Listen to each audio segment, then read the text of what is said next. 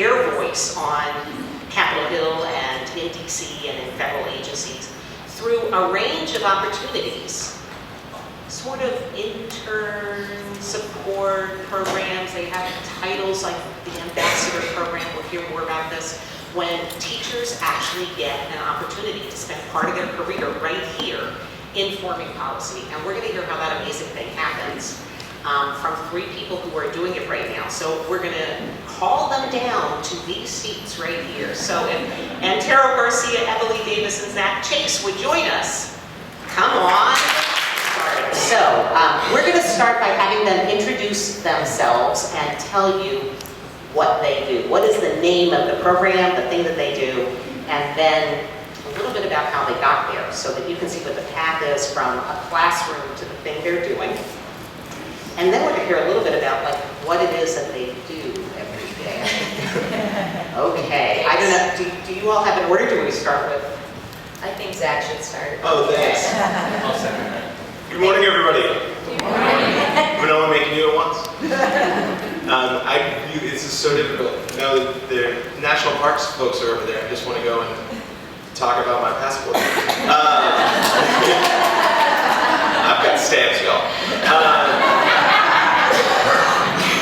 My name is Zach Chase. I'm a Connect Ed Fellow in the Office of Educational Technology in the Office of the Secretary at the U.S. Department of Education. Whoa. My favorite, yeah, right? It's very fast. It doesn't fit on the business card. It just says Zach. But I am on detail as part of my fellowship, so I'm still employed by my district, the St. Mary Valley School District in Colorado, where I'm an instructional technology coordinator. Prior to that, classroom teacher in Philadelphia at a school called Science Leadership Academy, and prior to that, a teacher in Florida, in Sarasota at a school called Phoenix Academy, and before that, Sarasota Middle School. So really, I just can't hold a job.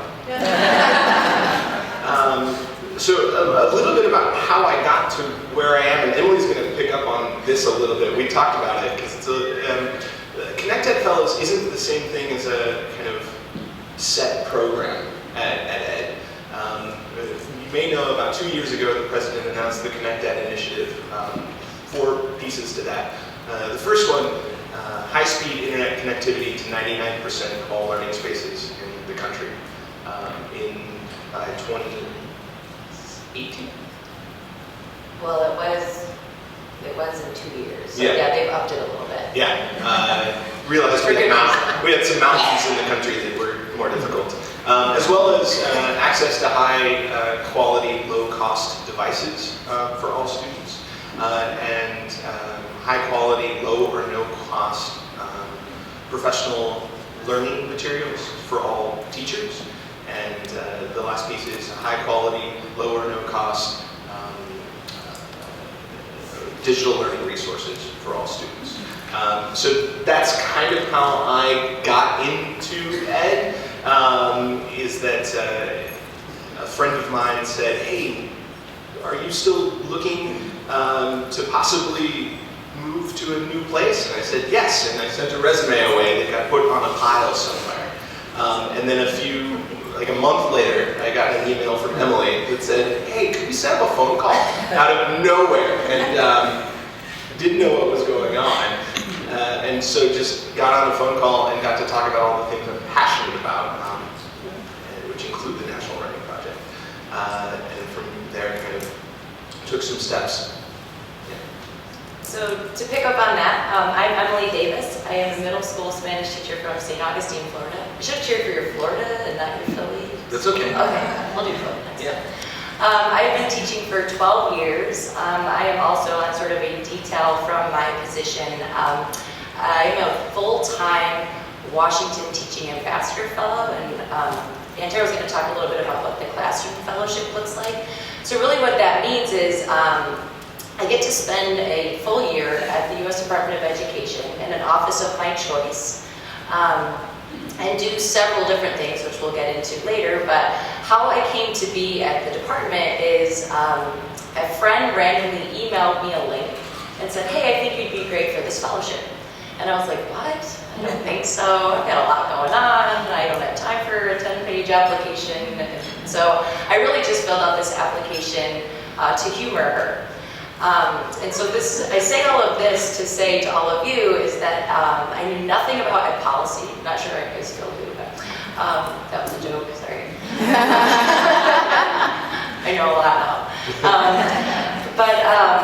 I sort of, again, just came into this fellowship and was able to bring teacher voice to the department in various capacities. And so when we talk a little bit about what our day looks like moving forward, I think the point I really would love to make is that the department really has been making an effort to listen to teachers. And it might seem surprising and shocking because it was to me a little bit to even learn about this fellowship. And I was like, wait, there's teachers at the U.S. Department of Education that exists. Even sometimes when I go places, people are like, wait, you're a real teacher and you are at the Department of Education. What is that like? And so really what I do every day is sort of bridge this sort of weird, faraway federal place to real world examples of what really happens in classrooms. And it is an amazing interpretation and dance that happens throughout the day, because you not only are balancing your personal feelings and how you feel about certain policies that potentially the department is putting out, in addition to trying to help policymakers speak teacher and help teachers speak to policymakers. That's a very interesting space to occupy. So I wanted to touch on a little bit of what Zach said, in that these fellowships are sort of popping up all over the place. And really I think that is a response to the field saying, we need more teacher voice in policy. And specifically in Zach's office, in the Office of Ed Tech, my supervisor, so just a little bit of context, I spent last year at the department as a teaching fellow, and I stayed on a second year to run this Teach to Lead initiative, which we're going to get into later. My supervisor last year was like, we need more teachers in this office. I'm building all of this stuff, I've got all these great tech ideas, and I really just want more teacher input. And so when he handed me the pile of resumes, Zach was the one that I pulled. And I was like, this guy, gets teachers. He was very passionate on the phone, and I feel proud and excited that my fellowship sort of helped to bring on other teachers and other fellows. And so part of the teacher leader piece for me, and being a Washington fellow and being able to report to the department every day, is to help bring other teachers along the ride with me. That's what I see as sort of my role, in addition to bridging and interpreting for the department and for teachers, but also to bring folks with me in my fellowship. So I'll stop there and let Antero talk a bit about the classroom fellowship. Hi everybody, my name is Antero. I am a classroom teaching ambassador fellow at the U.S. Department of Education. So I'm a part-time position of the same program that Emily's in. So a little bit of background. The Teaching Ambassador Fellowship's been around for 7 years. 7 years? Yep, been around up 7 years. And this year is an alumni year where they brought back fellows who were originally fellows in the first 6 years. So the 8 of us who are serving in the fellowship this year have all done it in the past, right? So Emily did it last year and this year, and I was also a fellow from 2010 to 2011. As a classroom teaching ambassador fellow, my office is my home office, right? So I work from Colorado. Fort Collins, Colorado is where I live. I'm an assistant professor at Colorado State. The first year that I did this in 2010, I was a high school English teacher in South Central Los Angeles. The commute just got too long to Colorado, so I moved. We've got jokes, folks. Hey, it's fluent. Arms are tired. And I think the difference is, I often feel like I'm playing a lot of catch up with what's happening here in DC as someone who's in the classroom. So when I was an English teacher and I was doing this job, I would teach all day, right? I didn't get some kind of course release or there's none of that in Los Angeles. I taught, right? So I was teaching, and then during my lunch break or after school, I would call in, or I would go to events, or I would fly in on a weekend to an event, right? Or report to an office, right? This was the way that I would do outreach and bring back the concerns that were happening in my classroom or in my school district back to the Department of Education. It really is, I think that ambassador part of the fellowship is an important part to emphasize. right? That the purpose of the Teaching Ambassador Fellowship is to bring the voices of teachers into the department and also bring that department expertise out to the field of where we are. Right? So I think those are the two pieces that are important for us to think about as we're moving forward. The other thing I'll just point out, we'll talk about this more throughout, is at this point, the Teaching Ambassador Fellowship in particular has an alumni network that's 100 people deep, right, all across the country, and it's growing, right? So there'll be a new cohort of TAFs next year. It's too late to apply now. But there'll also be another cohort after that, and after that we'll keep growing, and hopefully we'll keep growing along with NWP members as part of that fellowship. And so we'll talk about that also in a little bit. I think I'll stop rambling there for a second and just say that part of what I do is the tricky part of trying to balance those two hats at the same time, right? So instead of being on leave, I essentially, the agreement with my university or with my high school was that I had about 10 days of leave where I could leave and the department would cover my sub days. There's no sub days at the university level, so I just leave. And I just hope my evals aren't done at the end of the semester. But that's generally what it looks like in terms of partnership. And it's negotiated, so everybody who becomes a Teaching Ambassador Fellow has to fill a partnership type of form to figure out how long they can leave and under what capacity. Some of our folks can't leave during testing season, right? So we definitely have to play with the real concerns of what are happening in classrooms. So there are opportunities where you actually relocate to DC and you're full-time in your positions, and then there are these, so that people, if folks are in the audience and thinking this is kind of interesting, I'm not sure I could relocate, it doesn't necessarily require that. Or if you're thinking, well, it's about time for me to move, you could think that way too. You know, your life. It's good to know. I love this theme of the master purpose, bringing teacher voice and taking the concerns and the policy out. On a concrete level, what is that like? Like, what do you do during the day? Break it down. What is, like, I'm sure there's probably not a typical day, but if you could describe what your life is like, take a pass at that. I'm starting again. But we could do whatever. So yes. Thanks, guys. So a typical day has kind of three components in it. The first, and probably my favorite part of my job, is collecting stories of good that is going on around the country. It was part of my favorite part of the job in the classroom, was helping kids share the good that was going on in their lives. Part of my favorite part about working at the district level was helping schools and classrooms share what's good that was going on. And now I get to talk about what's going on that's good in the country. I think we probably are all aware of the kind of deficit narrative that is overwhelmingly dominating the education conversation. So a lot of my day is spent saying, hey, are you guys doing something awesome? We'd love to know about it. And then sharing that story. The second piece, and the piece that brought me to DC, and the piece that is keeping me here for my detail, is the revision of the National Education Technology Plan, which is a report to Congress and everyone else in the country, and as it turns out, the world, as to the vision for educational technology in the United States. It's revised every 4 to 5 years. Last time was in 2010, when devices like this were just a twinkle in Steve Jobs' eye. And so I'm heading up the revision. That's my main project, which is really a fascinating thing. And then the third part is jumping into whatever looks interesting, whatever needs to get done but is maybe falling through the cracks. And can I give an example? All right. So if she said no, she's right there. She can hit me with the mic. I'm kind of scared. There's an organization called ATAL, the Association of Tribal Archives, Libraries, and Museums. Am I wrong? Anybody know the right answer there? Nobody knows, so I'll be right. There was a report, this first report of its kind about tribal libraries, so libraries on tribal lands. In the report, one of the pieces that was uncovered is that only 15% of tribal libraries receive E-rate funding.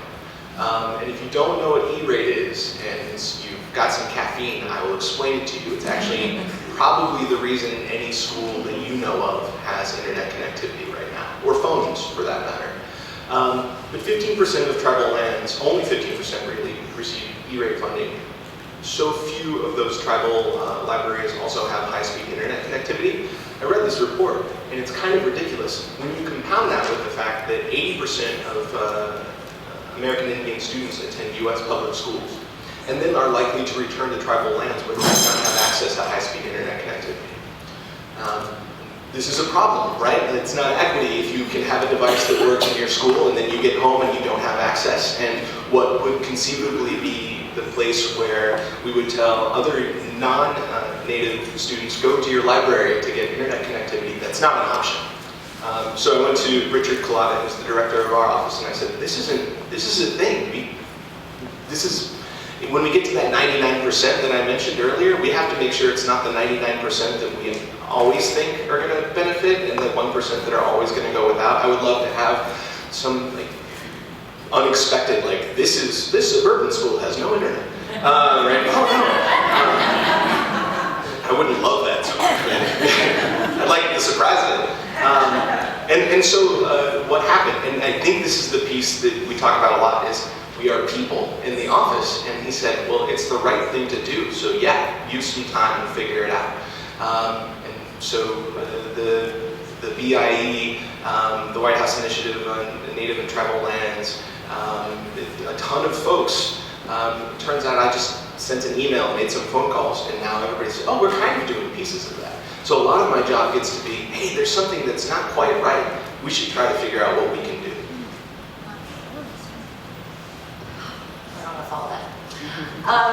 So my job is very fast-paced. I would say it was also would be divided up into thirds. I do a third, I would say, educator outreach and inreach. I do a third of sort of office stuff, and then I do a third of sort of policy pieces, if you will. So where I sit is I sit on the 7th floor at the department, and my supervisor is a woman named Ruth Ann Buck, who is in charge. She's a senior advisor to the secretary, and she is in charge of several different things. The majority of her time is spent on labor management collaboration and also educator engagement. She is also the leader of our Teach to Lead team, is very much sort of been in charge of the teacher leadership piece, both internally at the department and also externally. So starting with the outreach piece, I have the ability, and it is such an honor, I think about this all the time, to have a travel budget where I am allowed to travel across the United States and visit great schools and meet great educators. And that to me has been the most rewarding. And even I'm looking in this room and I'm going to call out Tanya Perry, who is in Birmingham. Pretty sure it's Tanya. So, the woman refusing to raise her hand. So, Tanya and I have become pretty good friends through my fellowship, and how I met Tanya was the secretary does a back-to-school bus tour every year, where at the beginning of each school year, there's sort of a decision about where they want to go, where they travel, and he literally gets on a bus, he flies to location, but gets on a bus, and he travels throughout the region and visits schools and meets with teachers and students for sometimes a week, sometimes it's a 2-week process. One year he went all the way from California to DC and spent an entire, almost 3 weeks, I think, on a bus, just visiting schools across the nation. If there's one thing that kind of surprised me when I got to the department was that the secretary is in schools probably once a week. And that to me was very exciting, because he knew what was going on. When I got there the second day, he said to me, hey, what's it like to be a teacher in Florida right now? And I was like, what? It's the second day? I don't even have computer logins, and here's the secretary, asking my opinion about what it was like to be a teacher in Florida. And inside I was like, how frank can I be? It's really hard and it kind of stinks. And I'm upset about what's going on in my state. So I was able to I'm able to sort of do these various trips with the secretary. And really it's not that I get to travel with the secretary, it's that I get to go and meet the great people that are actually doing the work and sort of follow his coattail in, right? So because he gets to go to these great places, I love to go in on the front end and on the back end of his visits, so that he's, he might be there and go in and out and have a very brief visit, but I like to really get to know the people there that he's actually going to see. And Tanya Perry was one of them. The bus tour this year had a civil rights undertone. They went to Birmingham. They visited several schools from Atlanta to Birmingham. And I got to visit Tanya and learn about the great work she was doing with the Red Mountain Writing Project, and then also all the work she was doing with her pre-service teachers. And as a result of that visit, was then able, when Tanya brought a group of teachers with her to DC at another conference, she said, hey, can we come to the department? And I was like, absolutely. Let's get you in here. We met in the secretary's conference room. We had invited some program officers in to hear about the great work that they were doing. So that outreach and inreach piece is the most rewarding part of my job, is I get to find cool places and people like Tanya Perry who are trying to make a difference in their community and really piece them together with this, again, this larger picture of what we're looking at the federal level. The second is the policy meetings that I get to attend. Sometimes I get to attend in a listening capacity only, and sometimes I get to attend and actually provide teacher input. And various policy things that I've been sort of pulled into, sometimes were by choice, and sometimes I was like, wait, what? I don't want to go to that. But it's important that I keep an open mind and that I'm involved and try to learn as much as I can, because you know, I know about ESCA, and you know, I've taught under No Child Left Behind, I know that context, right? But how much do I really know about reauthorization, which you probably all learned about yesterday, and how I should be contacting my Congress folks. So it's sort of a balancing act as well when you become involved in those policy meetings. One thing that I was really proud of was I got to sit in on a Title II working group last year. And people were really thinking about, you know, there's this big bucket of Title II money, you know, how can we really utilize this better, or help provide guidance or FAQs about how to use Title II funds. And so as I was looking through the guidance, they sort of set this big stack of papers in the middle of the table, like, well, this is what we're going to send out. And I was like, what? That goes to districts? You're going to just send them this large stack of papers? And they're like, what's wrong with that? And I was like, oh, God. So it's stuff like that where they have the best of intentions, and they think that this is a great document. They've worked really hard on it and been very thoughtful about it, but they don't think about, you know, what's going on at a district level and how people are going to take that and A, interpret it how they want it, B, maybe have no idea, and be like, that's too thick, we don't have time for it, and just throw it to the side. So helping people with those kinds of things as well. And then the last piece, and I promise I'll stop rambling, is sort of the daily office pace. The Department of Education is it's almost run like I don't want to say that. Do it, say it. It's not a campaign, but it's a very campaigny pace. So what I mean by that is it is so fast paced. I mean, I'll walk in the morning and I'll have maybe 5 meetings on my calendar, and then before I know it, there are talking points thrown in front of me going, hey, there's a speech next week on testing and accountability that the secretary is giving. What do you think about this speech? Or, hey, do you want to give some talking points on teacher leadership? And how about this briefing document? Can you write this briefing document for this visit that the deputy secretary is going on? And what are some teachers in that area that we should be talking to? What schools should we be visiting?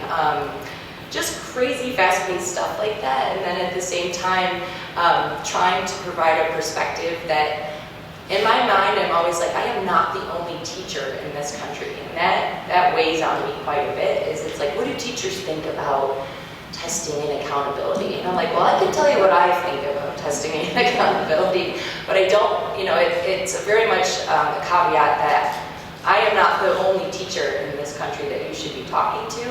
And I think where Zach and Antero have really helped, both as a classroom fellow and also internally as another fellow in another office, is that we need to change the culture of what's going on at the department, and that we are engaging with educators on the front end of policies. And so we have really made it our mission and vision, many of us at the department, to, when we're talking about teacher prep regs, which Zach read from start to finish, and I know they had 4,000 comments that were sent in when the teacher prep regs came out. It was like, how do we engage teachers on the front end of those regulations versus having them already come out, and now we're in a comment period. So we've been trying to change the culture a little bit on how educators engage with the department, as well as other things as we're moving forward. And that's a theme that we can come back to also, how folks in the writing project and our colleagues can help be part of that attempt to bring teachers in on the front end, regardless of whether you're thinking about these kinds of positions or not. But let's finish by hearing, what is the day like of a classroom fellow? You told a little bit about that. So I'll pick up first with Emily talked about how frank she can be, and also the pace, and then I'll talk about the day. So when I first became a teaching ambassador fellow in 2010, the guy who was my guiding teacher and kind of a mentor at my school was basically taking bets on how long it would take until the department fired me. And he was being absolutely serious, because he's like, there's no way the department's going to let you say the things I think you believe in unless you're just going to be a shill very quickly, which I hope didn't happen. But I would say within the department we're allowed to be pretty frank. I would say Emily and I have had the privilege of sitting around the table with the Secretary of Education and really got to talk about testing and evaluation and be pretty upfront about some concerns we've heard from the field, some concerns that we've had, as well as the other teaching ambassador fellows.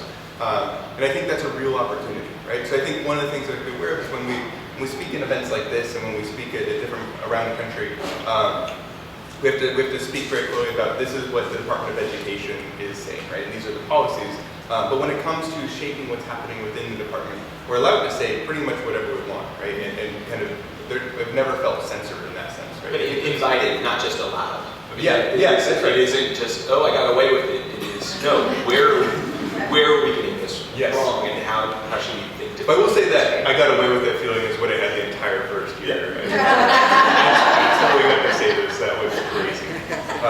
And I'll say that was the year that while I was teaching in LA, the value-added stuff kind of dropped that year in LA, right? So there's some real concerns around what testing and evaluation meant, as there continue to be, right? So I think this thing hasn't gone away at all. So that's what I was thinking. In terms of pace, right? So if I think about my daily, what my day looks like, my day again is still at the university. I'm teaching, I'm grading, I'm nodding as my graduate advisors are telling me what they think they're going to do with their thesis work, which they're not, and trying to. We've got to do some work on that. But trying to do all of that stuff and the pace that Emily talked about, which feels like it's just like Aaron Sorkin runs the Department of Education, right? It's just like walk and talk every time I'm in that building. It is very difficult to try to balance those two things, right? So I think we've built in some mechanisms to make sure that folks who are out in the classrooms can still stay up to date, right? So there's a couple of key emails that come out with daily briefings of what's happening in the building. And there's Emily's supervisor, Ruth Ann Buck, has this kind of weekly Department of Ed real talk meeting where she's like, all right, who's on the line? I'm going to tell you what's up, right? And she just gives, it's kind of like the dirty gossip of what's happening in the department. It's all the key stuff that we need to know, right? So to kind of operate and get a sense of which way the wind's blowing on any given day, because it changes a lot. Like Emily, I think the key activities that I tend to do are I get to the pieces that I can do quickly and not have to be in person are the things that we thrive in from far away. So things like providing feedback on speeches and op-eds that the secretary and other assistant secretaries are writing, right? So I think the number of teacher eyes that go on the speeches that Arnie Duncan gives is pretty impressive, and I think that is a regular and really valuable part in terms of thinking about the communication piece in places where the Department of Ed may not be getting it right, and I think we're trying to work through that. We also, anytime one of the upper staff of the Department of Education travels, we try to make sure that it's paired with school visits and with getting some face time with students, right? So it's one thing to go and make a speech and then leave, and it's another thing to go make a speech, smile and nod in a school and leave, right? But it's another thing if you can get an assistant secretary or Arnie Duncan to sit down with a group of teachers and have a roundtable, right? So as a teaching ambassador fellow, we host these roundtables and we try to solicit feedback, have a conversation, and then we'll generate that as reports that go back to the department as well. And then some key areas that I've been working on have been actually in Zach's office in the OET, Office of Educational Technology. I've been working around, I helped with one of our colleagues, Eric, with White House Game Jam back in September. It's the first time brought all these gaming people with interesting hair to create video games related to education. And we're going to follow that up in April. So anyone who's New York-ish based, come talk to me during our break. We're doing a Games and Learning Summit that's in partnership with the Games for Change Festival in New York, and there'll be an interesting space to bring teachers and game developers together to kind of talk through educational initiatives in school. So it's kind of it's one of the research hats I wear when I'm not in this position, so it's a good synergy of the kinds of things I do. So I have just 2 more questions, then we're going to open it up to all of you for questions, so be thinking about your questions, so that we don't have that awkward lag as we wait for questions from the audience being ready. So picking up sort of on something actually, when Emily, when you said, teaching policymakers to speak teacher and teachers to speak policymaker, or all of you sort of referenced getting to understand what policy even was about. Take a pass in your sort of what, think back to your teacher selves. What would you want teachers to know about policy, how it gets done, that kind of thing? What do policy makers not get or need to get or about teaching? This may not be one I prepped you on. So to start with the first one, I almost think my naivety to not really know about policy had helped me. Because as I was talking to policymakers when I first got to the department, it was like, remind me what that is again, or, sorry if I don't know this. So it kind of created this cognitive dissonance for them, because they were like, is she serious, or is she trying to push us on something here, right? So when I'm trying to think of an example that really, and I think that part of it might, did you talk about ESCA reauthorization yesterday? Was that sort of but that's a context in which people were talking about things like seed and that sort of thing in the context of reauthorization, that now is the time when people are thinking about that for reauthorization. Okay.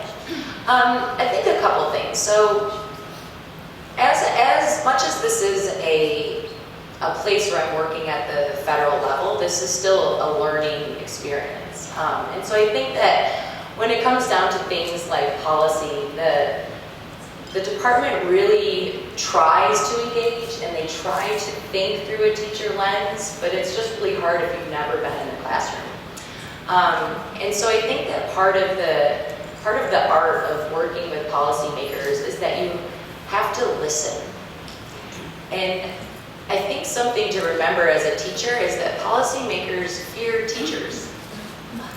And they fear teachers because I think they're afraid that we might attempt to undo all of the things that they have been working on. And so there's a general fear that as you come in as an educator, you are seen as the expert, and that a potential wall goes up because there is that fear that, hey, I've been working on X policy for the last 10 years, and now I'm getting some feedback that maybe is a little bit scary for me, and I don't maybe know where to go with that. So I think that if you can remember that was part of my learning, and it wasn't that they were fearful of the change, is that teachers give policymakers something that they maybe don't have, or they have a lot of head knowledge. You give the stories and your expertise a lot of the heart knowledge. And I don't really love saying head and heart knowledge, because teachers have both, right? And so I think that when you have both, that trumps the head knowledge. And so that kind of piece where you're trying to balance when talking to policymakers, and I'm thinking about ESCA because I do push back a lot on testing and accountability and things that I saw happening in my classroom, and a lot of teachers leaving the profession as a result of policies that I saw come out of the department, was to try to provide that heart knowledge that was like, hey, this is what it's like for kids, this is what it's like for teachers, and this is what it's like for principals and superintendents. So I think that remembering that you have both head and heart knowledge is extremely, extremely incredible when you're going into a meeting to talk about policy. And so the second part of your question was about Well, look at what you would want us to know about policymakers and what policymakers, training or would want to learn about, or need to learn about teaching. You sort of touched on both, but keep going. I think I just will add one more thing. I think that it's also incredibly important to know that when talking to policymakers as well, that you are, again, listening to their concerns and trying to frame it in a way that does not leave out the classroom. So keeping that classroom-based knowledge and keeping sort of where the rubber meets the road is important for them to understand sort of how you're approaching this, and that it's okay that you don't have to think from sort of a federal policy, because that is the piece that they are missing. I'll just say, so when I'm not doing oh man, my voice cracked like I was 13. It's the time difference or something. When I'm not doing the Teaching Ambassador Fellowship thing, I spend a lot of time looking at kids' language on like Twitter and Facebook and video games, and they speak a whole different language, right? And that's totally how I see policymakers, right? Like I do not speak policymaker language at all, right? And I think I'm aware of that in myself, and I think that one, it's a barrier and it feels frustrating, and it's like legalese in that sense to me. And as a result, I feel really comfortable asking questions that might seem like they might make me feel dumb, right? But I don't, right? So I think I'm like Columbo, but not smart. I think this is how I think Peter Paul, right? So I ask those basic questions that I don't quite understand, and I just feel comfortable keep asking those questions until I start to understand. And I think that's a key place to feel comfortable. Is we were having a conversation with the department 2 weeks ago or last week. I don't remember. Last time I was here, I think it was 2 weeks ago. Last week. It's been a while. And I mentioned that when I was a teacher at the high school level, I used to, when we did group work, I always had someone in the group be the provocateur. Do other people do this with your high school students or middle school students? Where basically the purpose is to agitate. So if groups are quiet because they're high school students and they're quiet and they don't want to do the work every time, their job is to agitate, just prod people to ask questions, right? And I feel like in some sense our role at the policy discussion is to be that provocateur role, right? To agitate, make sure that everybody is constantly engaged in making sure that teachers can understand these ideas, right? So an example would be around ESEA, one of the things that we're hearing a lot around the reason that the renewal is so important and the ways we're framing it is that testing is an issue of equity. And so my teacher lens is, wait a minute, testing and equity are two words that are important, and I don't quite understand how those two go together, right? So that's a place to agitate and try to understand how the department is framing testing as an equity issue, right? I'm still not quite sure personally, if I agree with that stance, right? But I can better understand where that stance comes from those conversations.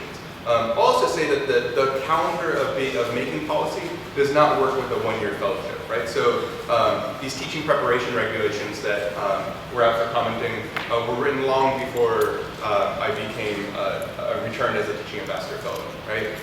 And they will directly affect what I do as someone who primarily prepares pre-service teachers.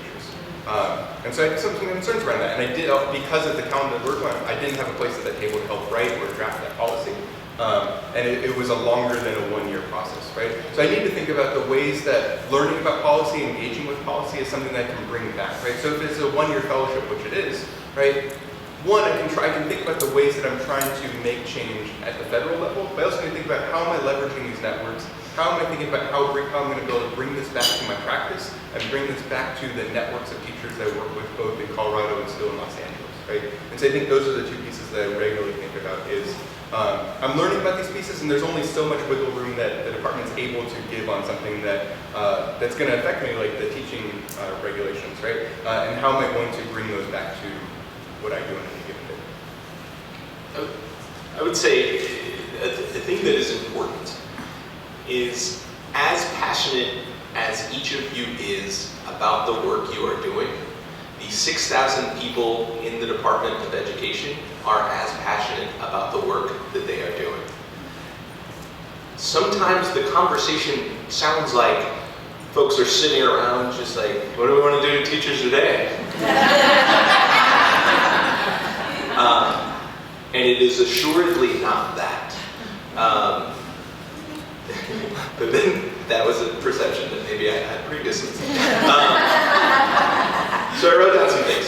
One is context, and listening for context on all sides. Policymakers need to listen for context, but also folks who are doing things at their sites need to listen for context from the policymakers. Right? Well, that isn't what it is like here. Well, no, there are about 18,000 school districts in the country. And so we're trying to even things out. But also, wow, you really seem passionate about the work you're doing in the middle of Illinois, where I'm from, because it's awesome. Oh, your context, taking that out, what's the issue that's at hand, and trying to navigate that space.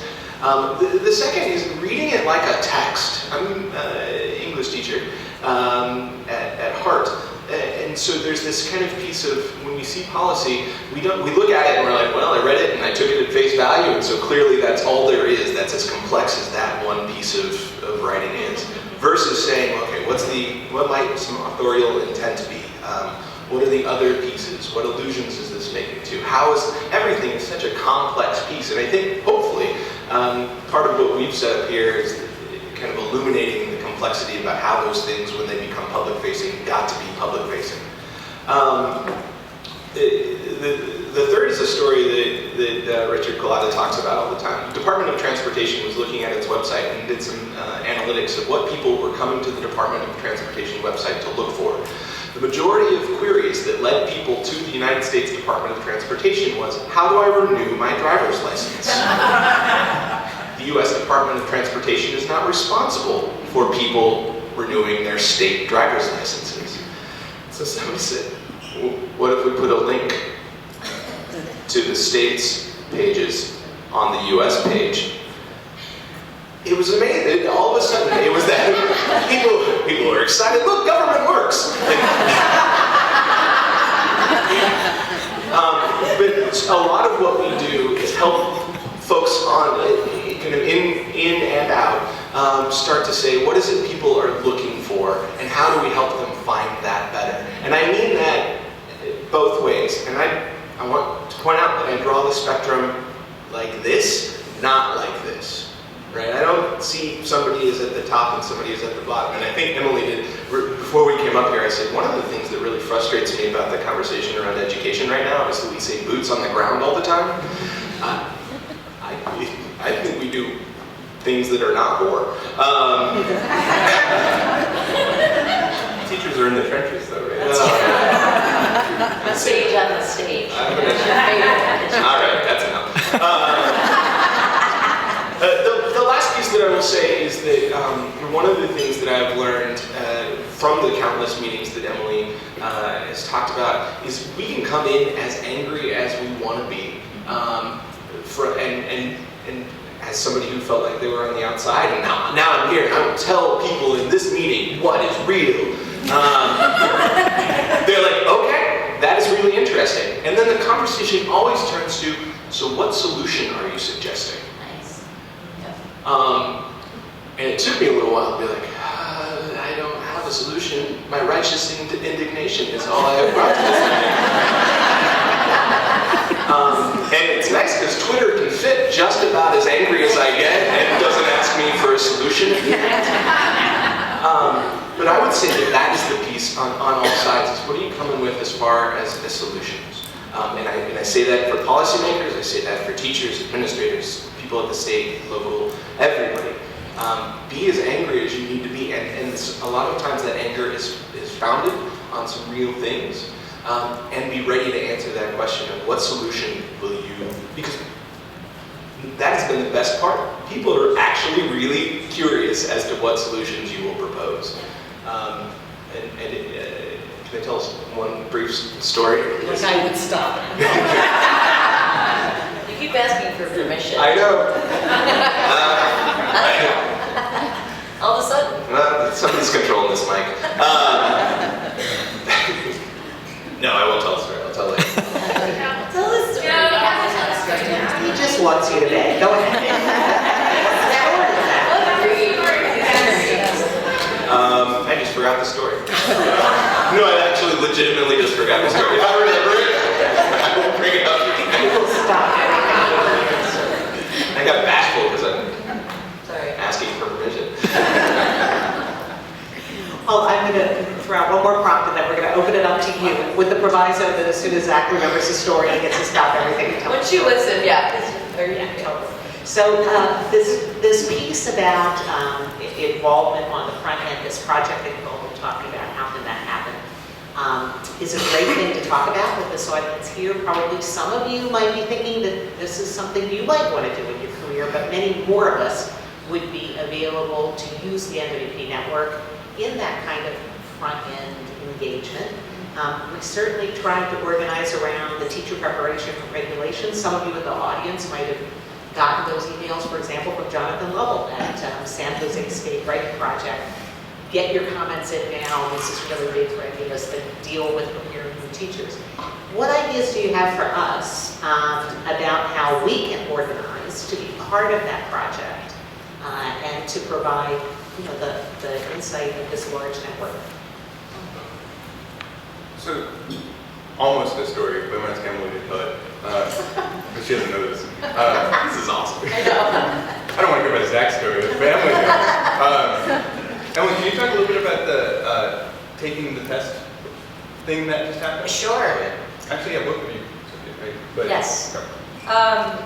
So what we've been trying to do at the department is create experiential learning experiences within the department to help them better understand what's going on in classrooms. I'm trying to avoid saying the field because I agree. They say the field a lot, but that's not a field to me.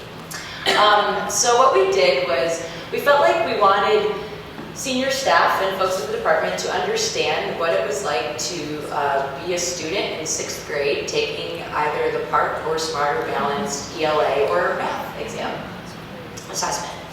And so what we did was we created this program called Ed Takes a Test. That was great. Yeah, I came up with that one on my own. Everyone's good at naming. And so really what we did is we just invited senior staff and other program officers to take either ELA or math, 6th grade, you could do PARCC or Smarter Balance. And people came out in boatloads. I mean, there were probably, when you get 50 people at the department to agree, like, hey, we're gonna do this, it was very exciting for me. So I was like, wow, look at all these people are here. So we gave them great directions and where to go and the practice exams. And we had our debrief yesterday morning. And we were like, you know, what stood out to you? How did you feel? So on the front end, we did some sort of polling and some, you know, just some quick data and feedback, and we had them answer with one-word answers, you know, how did you feel? And words came up like challenged or frustrating. Some people said easy. Somebody wrote test, as in like, hey, it felt like I was taking a test, which I thought is an important word to think about as we think about PARCC and Smarter Balance. It was also interesting that when we had them sit down, we sort of, again, created that cognitive dissonance of like, when was the last time you took a standardized test? I'm not sure I should be sharing all this, but what the heck?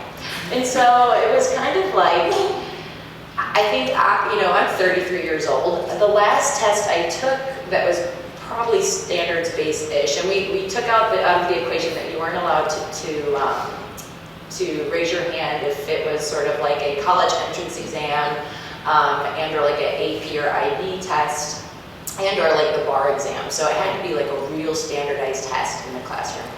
And so I think that the majority of folks that raised their hand was in the 1970s. And these were like Iowa exams, if anyone took Iowa. Yes! I took an Iowa exam actually, so. That is the most excited anyone has ever been about the Iowa. I kind of like the Iowa exam. Sorry if there's a delegation here from Iowa. Maybe it's your favorite thing. But I say all of this to say that it was interesting to sort of relate that testing experience to the testing experience they had taking PARCC and Smarter Balance. And so some of the high-level takeaways were things, I thought a lot of the technological aspects would come out of it. Like, as I was taking it, I didn't like how the notes I took on one page didn't go to the next page, and I had to keep going back to the notes I took on the first page. So I thought a lot of those technological things would come out of it, like moving things and the cutting and pasting, but they didn't. A lot of things that we heard were, if I was in 6th grade, I think I would have a very hard time with the writing portions of the exam. And I started writing. We actually asked them to take the full. We asked them to go all in and sit down for an hour and take the full exam with writing responses, and they did. And so when they got into the writing responses, they had answered the question, and then when they flipped to the answer key, I think they were a little bit surprised at the level of the example that was given on the last page. And so they were really thinking through, what does this mean for me at the department when I'm thinking about several policies, but the writing aspect, and I don't say that just to all of you as writing folks, but that really became a conversation around can our 6th graders really do this sort of writing?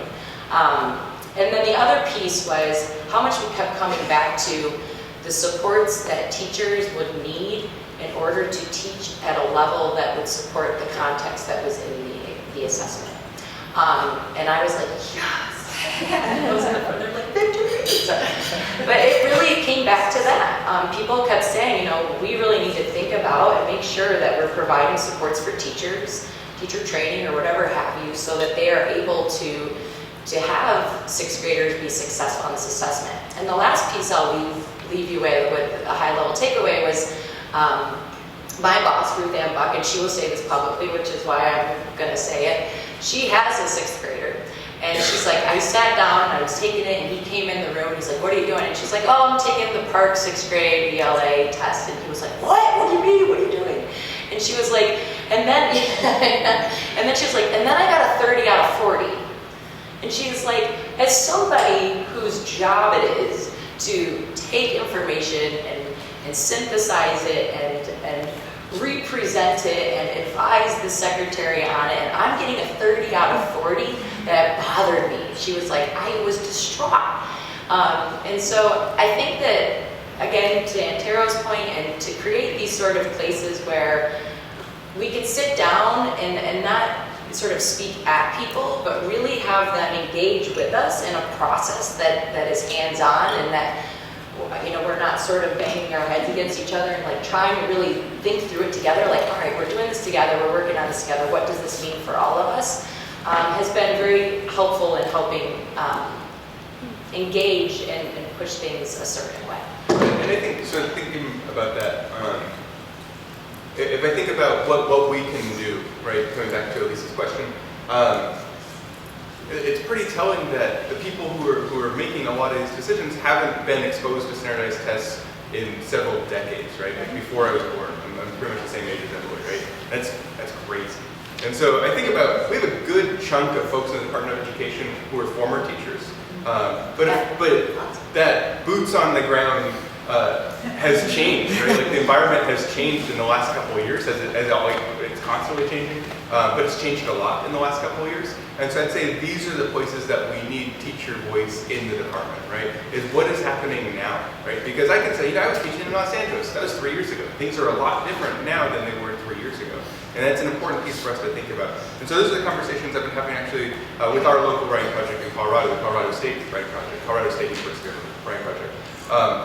And so a couple of things I would think about are, yes, commenting on the regulations is important, but I also think reaching out to individual offices and people in individual offices on the department is really key, right? I think that's where you're most likely to get a response, and more than a response, key moments for engagement and ways to build a relationship with people in the department, right? So look at the U.S. Department of Education website, find places, or your state Department of Education, find the offices that are most impacting your practice, right? And think about who you can talk to there. I think those are places. I'd also say specific programs.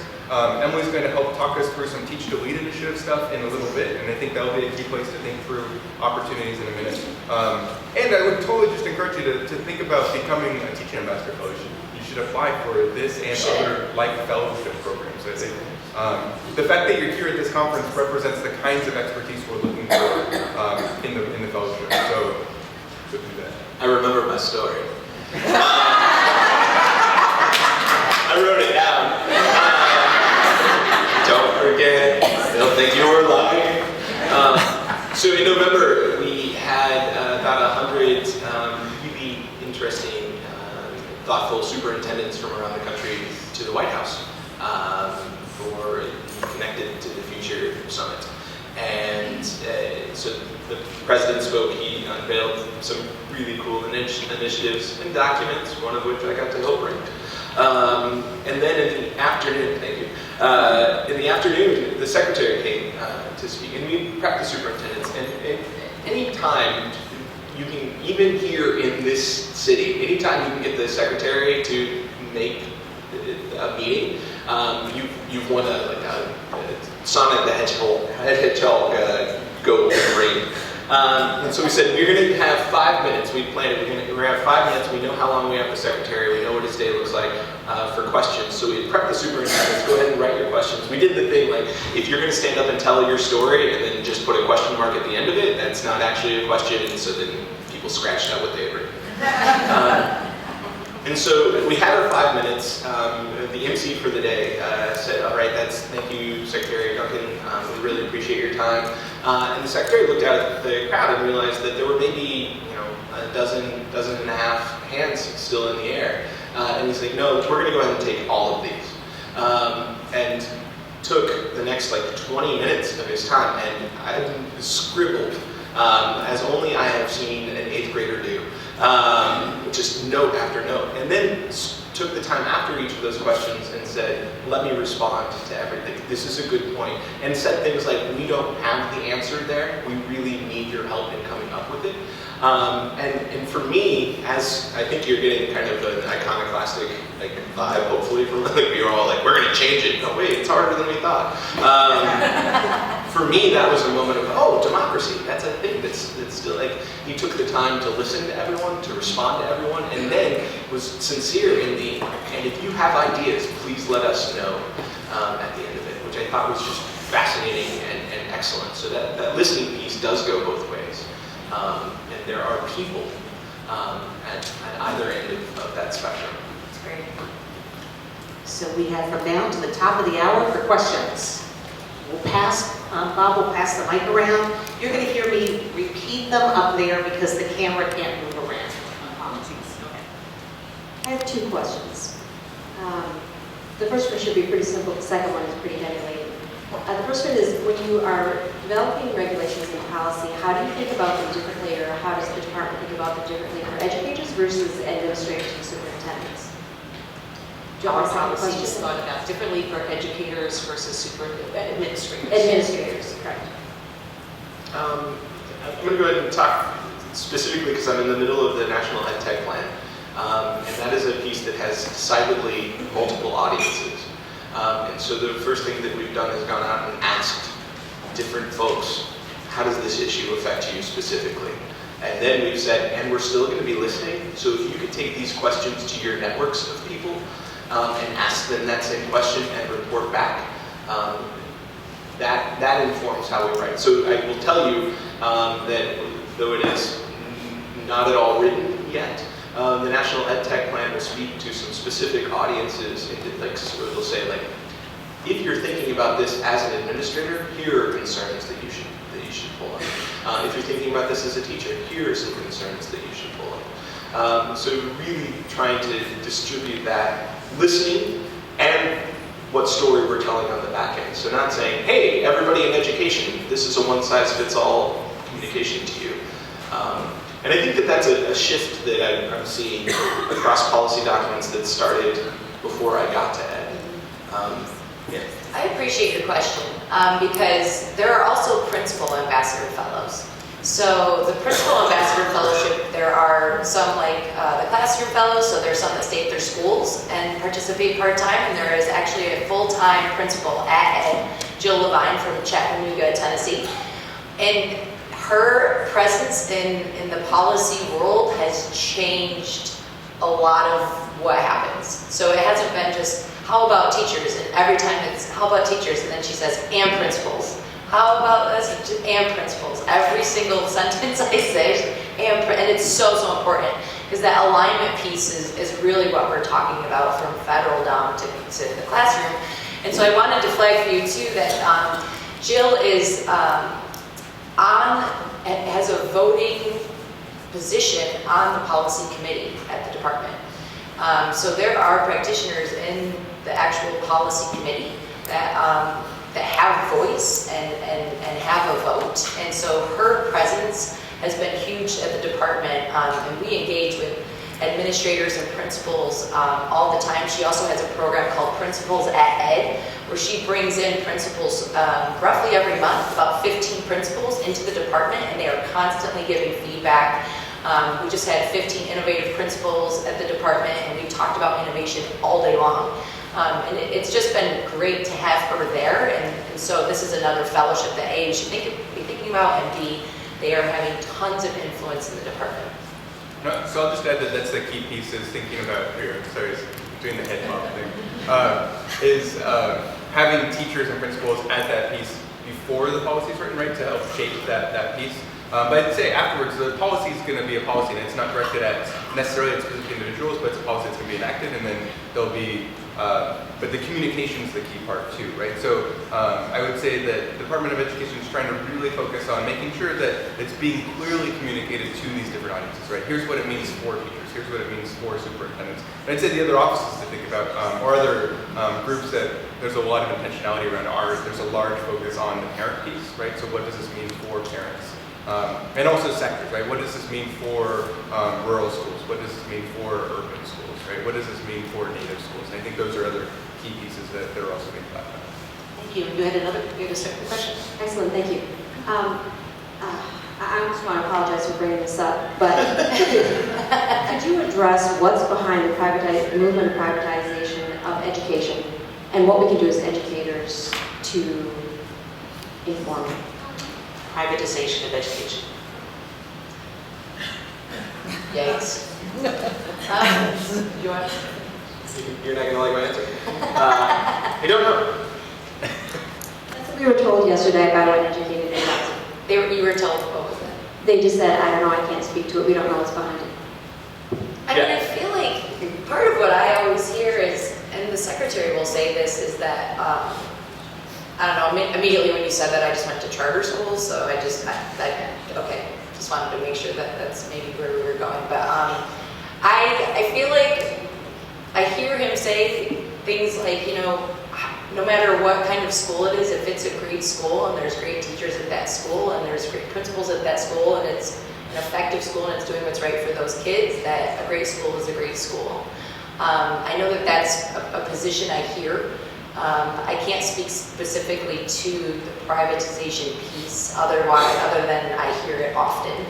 But I know that there is just a lot of emphasis on what's good for kids. If it's right and it's working for that community, then it's right and it's working for that community. And if it's not right and it's not working, then it should be shut down. So I hear that position taken often, but that's really all that I hear. I have the same answer as Zach. I will say that the conversation around privatization is something that I'm hearing a lot more coming up with my pre-service teachers, which I find exciting. That it's something that they're aware of in terms of having a conversation and thinking through. In one of my classes, I've been reading the teacher awards. I don't know if any of you read the teacher awards. Really, Dana Goldstein. Really powerful. It just kind of traces, here's the history of the U.S. teaching profession. And talks about here's who this person Susan B. Anthony was. She's not just a person on a coin, right? And it kind of talks through those pieces. And what's helped my students see is the cycles of privatization that's happened over the history of the teaching profession. And that's been helpful for both for myself to better understand that context and for my students. But in terms of what's happening and where we're going, I'm worried, but it's my personal. I would also comment that there are levels to it. A lot of the time it's directed at the federal level, and that these are conversations that I think also need to be happening at the state and local levels, and I'm sure that they are. I know that the writing project is everywhere, and so I would say it's a really complex thing. More questions? Bob's got the microphone back in the corner. On the way to and then the corner next. One quick one, I guess I just first want to say that I appreciate the energy you're bringing to this and your message, and that you're there and in the important spot doing some important work. But I still feel like I need to ask this question.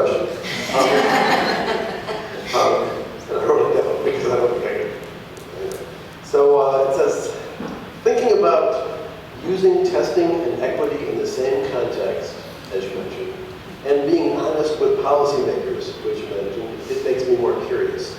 Have you expressed the passionate anger that many teachers are feeling with the message we hear repeatedly that standardized tests assess students' true abilities and teachers' true effectiveness? And if you have, what can you or we do to alter this perception? Yes. I think Emily got at that a little bit.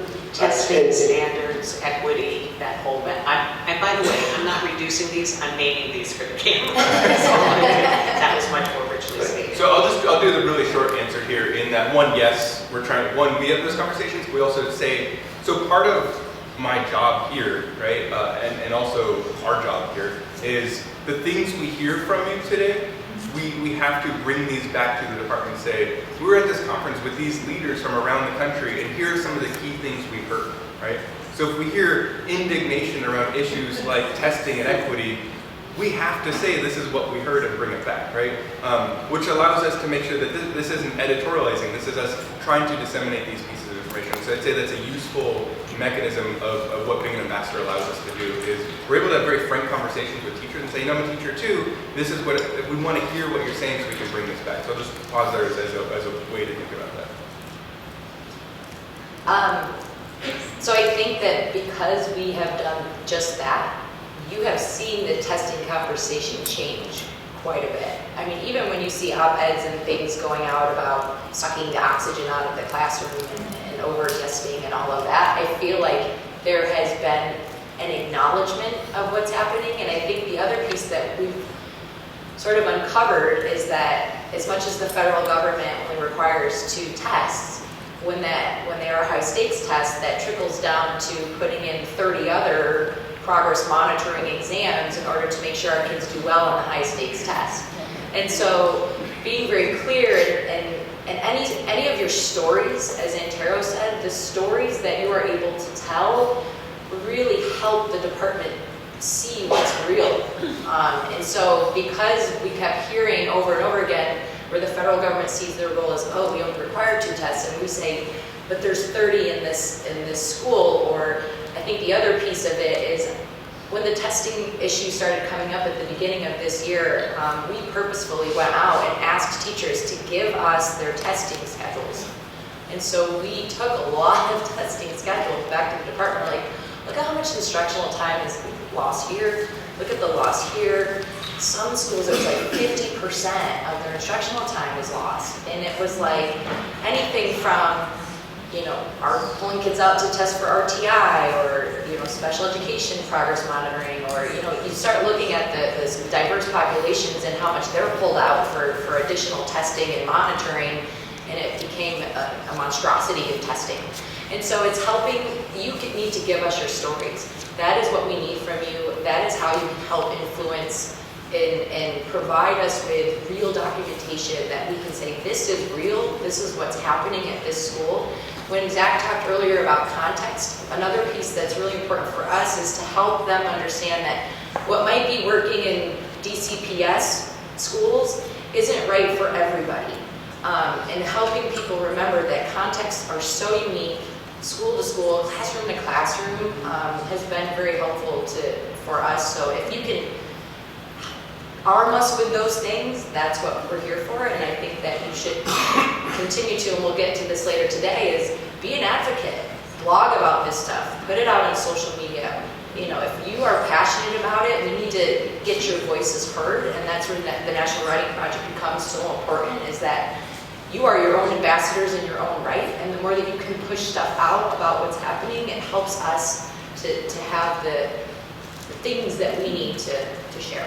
And I would add to that, tell us what people are doing differently that is working, right? So it's not just, oh, there's so much testing, but it is also, and we decided not to do those 30, we decided to do this really intensive, inquiry-driven, project-based thing. And look, at the end, on that high-stakes exam or assessment, our students were able to show the growth that you're talking. Like, we need the examples of the alternative, right? Because otherwise, it is a vacuum of no, don't do that, versus don't do that. Instead, let's try this. And here's the measure of validity and reliability that we can show to be true. having that conversation in a really nuanced way versus don't do that, which we all hear.